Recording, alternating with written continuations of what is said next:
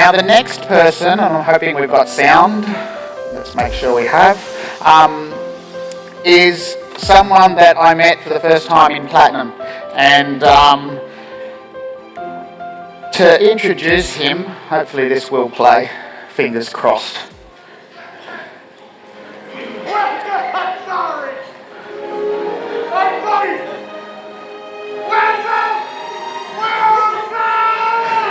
Please welcome to the stage, Wilson!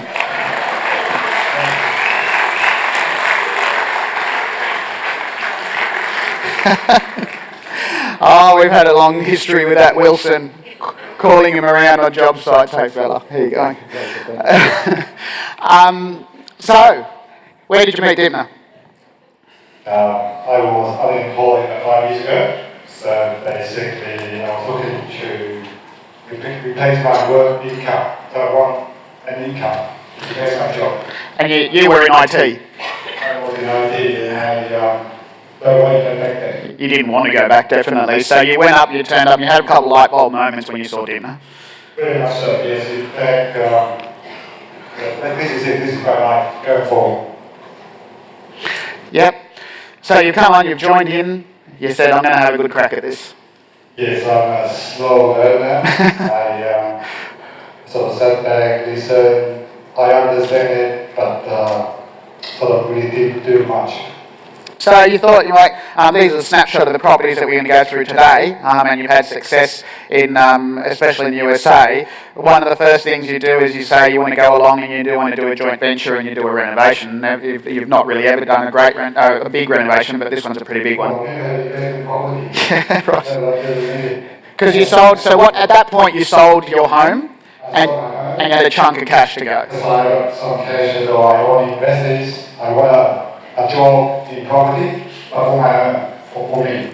So you put a chunk of cash into this deal, the other partner was a serviceability partner, and you both together went off and did this renovation. Yeah, very experienced partner, and I learned a lot, and he gave me the confidence to go forward. So completely transformed this house. You may have seen this in the renovation slides that are a part of the Ultimate, and this is the deal that Wilson was involved in. So you go up the Hunter, you're doing your research around the Hunter, and you find this deal here. That's right. By that time, I had confidence to move forward myself, but I couldn't borrow money. So that all my deal in Australia, I needed a partner looking at finance. So you didn't have a job, so you needed a serviceability partner to be able to do, unless you're doing cash deals, but in this case you wanted to make sure you could do more. So you got a servicing partner, you go and buy this, and you get some feedback that you can only really do one or two on here, and you ask more questions. That's why we went to see a town planner, we paid town planner, very good, so then we learned that we can subdivide a block. And he initially indicated we can do 4 townhouses, but due to some sloping issues, we knocked it back to 3. So that one there, subdivide, sold off the house. No, you still got that one. We kept the house, yep. So it's positive cash flow on the house. Yep. But we again very slow movers, so the block was sitting there, and we didn't do any DA for quite a while. Eventually, we got DA approved. But in the Hunter, the market has turned, so at the moment the block is just sitting there with the DA approval. And the Hunter is, it will have a return. It's a strong area with lots of infrastructure and stuff going in. So you go and do another one in the Hunter here? Yeah, so I thought I could do this, so I just kept doing it. Bought an old house on a large block again, subdivided. But in this case, I thought I got too many in Hunter now, and took up Dibna's advice, and we sold the vacant lot. So you sold the vacant block. So the purchase cost on this was? We paid $330, subdivision about $50. We sold the vacant one for $230. Okay, so for 400? Yeah, 100 something. So for 130 odd, you've got a house on the front, and you're getting cash flow coming from that now. Yeah. Okay, so then you go off and you buy some mining properties. Yes, by this time I realized, after flopping around and sort of churning around, I realized I need serviceability to borrow money. So again went ahead with JD Partner so that I want to achieve some income for myself. Okay, and these ones give you some income. It did well, very well initially, but again the mining Downturn. has turned now negative. So you then go off and start thinking about, I need to get myself an income, to go off and do my own deals. You speak to Dimna. Dimna did a session in Platinum around this style of strategy, and it's a good strategy, and we decided this morning that we'd do a webinar very soon on it, and you go off and you find some management rights. That's right, yes. So we had to do a pack in the sand, and I realized that what I really want is lifestyles and whatever, and I needed an income, a passive income at that. So in banks will only talk to me. All right, so management rights. Let's slow it back a bit. Management rights, for those of you that don't know, is you either buy, usually what happens is you buy a unit in the building, and it's usually the manager's unit, and you then are in control of the building and its services. All the common areas, in our case, gardens, common areas, plant rooms, Yep. car parks. And so all the strata fees and go towards paying that management right, and then someone contracts on that, and so you manage the whole building, you make sure the lawns are done, the pool's clean, and all the things, and if there's any maintenance issues or whatever that need to be sorted, that's what the manager does in the management rights, and then also manages rental roles as well for owners as well. Actually, as I went through this, there are three incomes from this. One is the salary, so we get paid for doing the job. Also, as we go along, we realize there are a lot of sales opportunities as well. So in Sydney, we've done really, really well. So you've got three incomes. You've got an income that with you and your partner in this, you get paid a wage. Correct. For doing what you do. The second income here is where you go off and it creates a passive income simply because the leftover money after the strata fees and everything goes to you and your partner as a passive That's income. like a profit for the company, and I'm a shareholder of the profit. Yeah, and the third one is that every time one of the properties in the building comes up for sale, you've got an opportunity to be involved in that sale and you get a commission off that as well. That's how we get the first cut of the commission before the balance goes to the company. Now this took some toing and froing and going backwards and forwards with the bank. I knew what I wanted to do about 2 years ago, but trying to find the right partner to do it, it took me, talking to maybe 10 different people, 6 months. So roughly 18 months ago, I found the right partner. Then we put our foot down, signed a contract, but then it took 12 months. To get through with bank financing and all the rest. Arguments between lawyers to get through. All right, so essentially the income number one, you could actually employ someone and give that income to someone else to completely do the whole lot. And most of it's being done by other people at the moment anyway. My plan is by September I'll work 2 months on, 2 months off. So you'll have someone come in for 2 months, then you'll come in for 2 months. That's right. Now that third income of sales commissions for those units for this year alone, how much have you earned out of that? Expecting about $100,000 a year. Not bad, eh? Nice bonus. So this is a really great strategy for people that are okay to continue to do a few days here and there or blocks of months, and you've got a good cash position because you are purchasing property, but you are also purchasing a business that has a secure income coming in, and lenders do like it reasonably. I mean, at the current share partnership split, I'll get all my money back in 12 months. That's not too bad, is it? Plus the income coming. So, all right. So then you've got some cash left over. So just while you were doing this, you went over to the US and you contracted on some properties there. You go to Atlanta. Now, when you went to the US, the Australian dollar was basically at parity. Yeah, I bought this about 4 years ago, and at the time, it's about parity. So So you made 20% to start with, right? So you've taken your Australian dollar over at 100 American cents. The American dollar strengthens, and now your 100 Australian cents is now worth 120. So you made 20% in that hit straight away. So, and the beauty with that too is that every piece of rental income that you get over there right now in those properties, Wilson, you get paid $1.20 for every one of their dollars. Yes, so the returns are quite large, really. So you buy these two here, and then you go to Texas. You buy this one. Yeah, this is one actually my super fund, but yeah, I bought about 4 years ago. Yep. The income is not as high, but the capital growth is better here. So these ones here, they've actually doubled in price as well as. Very well, and the hedge fund decided it's a good place to invest as well, and they came in and bought everything. Thanks, Warren Buffett. Yeah, thank you very much. So the one up here in the top right, you paid how much for? Oh, that one only paid 35, brand new, 3-bed, 2.5 bath townhouse. And what's it worth now?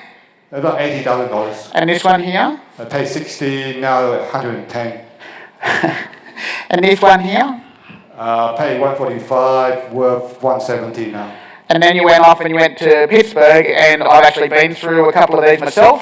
You buy a duplex on the left-hand side. What do you pay for that?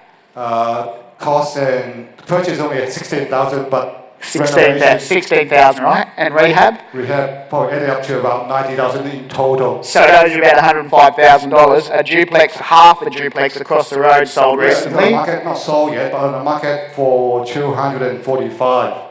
Of Good. course, I think they're different in size, but still. Yeah, so it's still for, you basically paid for one side and the other one's a profit. This one here in the middle? This one I bought late last year. Yeah. So while waiting for the management right to come through, I decided I don't know if it's going to happen or not. I'll go there, and this worked for me, so I kept going and bought that. It's a house, and the one on the right is a duplex again. And this one on the top right is... duplexes. It's duplex as well. All right, so good income coming from those. And then you go to Newcastle and you buy these as well. Yeah, this vendor finance, rent your own sort of deal. Basically, the one on the left, I call it the mini castle. I pay 70 plus about 15,000 of renovations.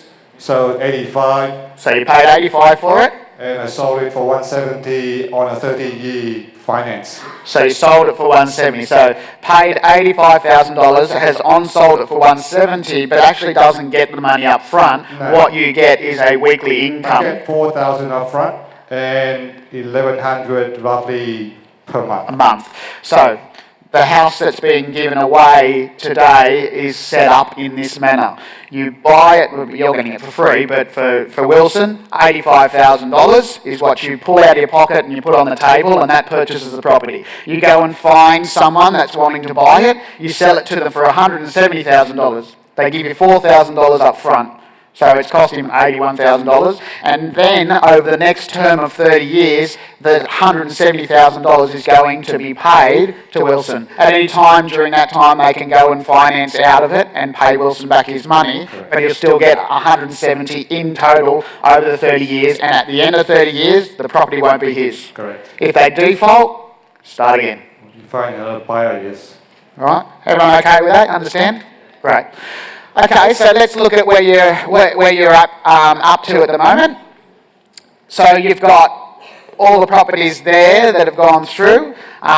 You've got US dollars, cash flow is 76,000. So Australian dollars, you've got almost $100,000 of passive income coming just from your US properties. That's correct, yes. On top of the management rights that are going on.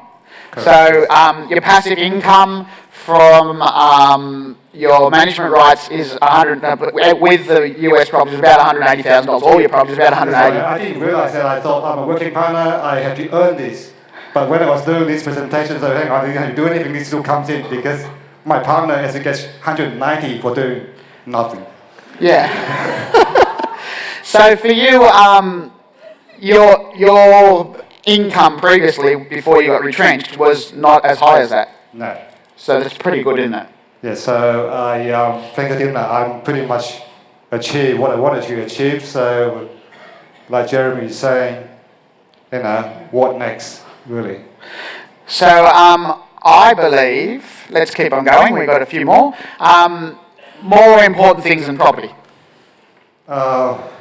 Family, your personal growth with personal journey. Sometimes there was people telling you don't invest in the US and all that sort of stuff. Oh, absolutely. Yes. I generally myself, because I don't want to tell any family member because it's just too risky and so on. But and sometimes you need to do that. I had to keep property investing a secret from my family until my sister then cottoned onto the fact that I had left work. What are you doing? And then my dad says, "What are you doing?" And that comes to board. And your family's now on board now. Oh yeah, and I also play it safe. So I just buy a small number. I bought 4 and see how it goes. But about 4 years, that was the only thing that worked for me. So that's why at the end of last year, I say I'll keep doing what works while waiting for the lawyers to settle their differences. And some of the learnings, setting goals. Yeah, for about 3 years, I thought, I want to make some money. Let's do this truck deal. Let's do the truck deal. But really, it's not really what I really want. Yeah. And I've seen that journey over the last few years in emails going backwards and forwards, and there has been times where I've felt, and I'll say this out loud, that there has been times where maybe your ego has got in the way, but you have been in a negative mindset, and to your credit, with the assistance of Dipner, you've actually spun that around and you've done amazing things to get yourself to the day where you are right today. Yeah, I think the taking the sand helps because I know what I want. I just want heaps of money and so on. But really, I want money is quite a small part of my dream board. It supports what I really want, in lifestyles. Chasing hotspots is something I always talk about not doing. Yes, hang on, everybody's going there, let's go there, so not too late. All right, so your final results were in 2010, you're unemployed, zero income, paying off mortgages and needed a job and waiting for money. Now you've got the flexibility of doing what you want to do. You're financially free. Be careful what you say there, because Dipner will nail you. But this is defined by Tony Robbins, so... Yes. So by his financial freedom, so which Tony Robbins talks about that. So tell us what Tony Robbins says about financial freedom.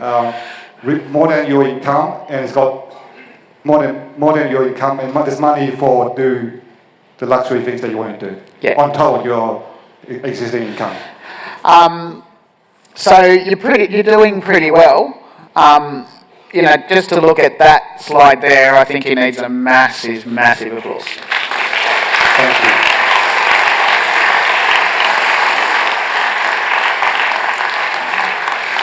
So you sat here in front and watched success stories in the past, and you're up here now telling it. What would you like to say to them? Know what you want. In the past, I spent a lot of time working with engineers and very good mathematicians. So I thought, we focus too much on risk management and so on. But I think for me, it's really asking your heart, what do you want? When something makes you cry, I think it's a good sign that perhaps that's what you want to do.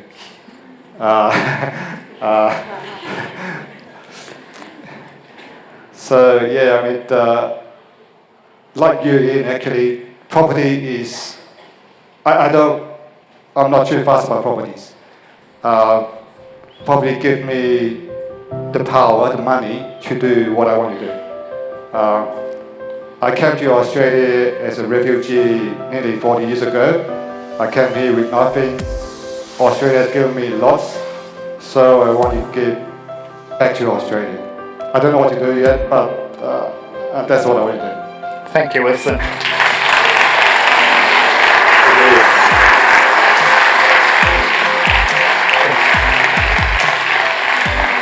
Thank you.